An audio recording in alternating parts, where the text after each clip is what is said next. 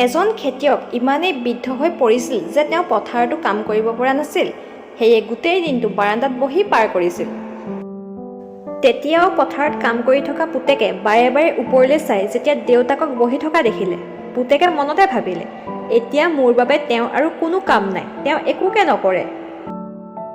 এদিন পুত্ৰই এই কথাত ইমানেই হতাশ হৈ পৰিল যে কাঠৰ কফিন এটা বনাই বাৰান্দালৈ টানি লৈ গৈ দেউতাকক তাত সোমাবলৈ ক'লে। দেউতাকেও একো নোকোৱাকৈ কফিনটোৰ ভিতৰলৈ সোমাই গ'ল। ঢাকনিখন বন্ধ কৰাৰ পিছত পুত্ৰই কফিনটো টানি টানি খেতিপথাৰখনৰ পাৰলৈ লৈ গ'ল, য'ত এটা ওখ শিল আছিল। সি পেলাবলৈ ওলোৱাৰ লগে লগে কফিনৰ ভিতৰৰ পৰা ঢাকনিখনত কোমলকৈ টোকৰ মাৰি থকা শব্দ এটা শুনিলে। সি ঢাকনিখন খুলি দিলে। তথাপিও শান্তিৰে ভিতৰত শুই থকা পিতৃয়ে পুত্ৰৰ ফালে মূৰ তুলি চালে। মই জানো তুমি মোক শিলৰ পৰা পেলাই দিবলৈ ওলাইছা, কিন্তু তাৰ আগতে মই তোমাক এটা পৰামৰ্শ দিব পাৰিমনে?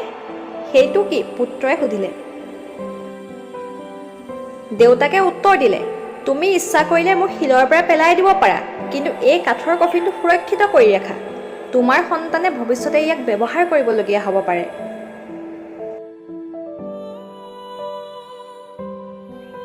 আপুনি এনে মানুহৰ লগত কেনে ব্যৱহাৰ কৰে, যাৰ পৰা আপুনি আৰু একো লাভ নকৰে?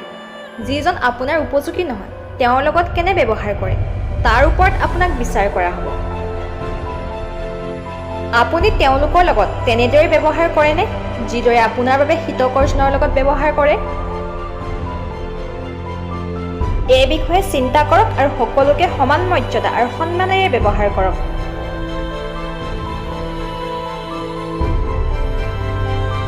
আৰু এনেধৰণৰ নতুন নতুন ভিডিঅ' পাই থাকিবৰ বাবে আমাৰ জোনাকী মটিভেশ্যন ইউটিউব চেনেলটো ছাবস্ক্ৰাইব কৰক আৰু লগতে ভিডিঅ' চাই কেনে পালে তলৰ কমেণ্ট বক্সত কমেণ্ট কৰি জনাওক আৰু লাইক এণ্ড শ্বেয়াৰ কৰক।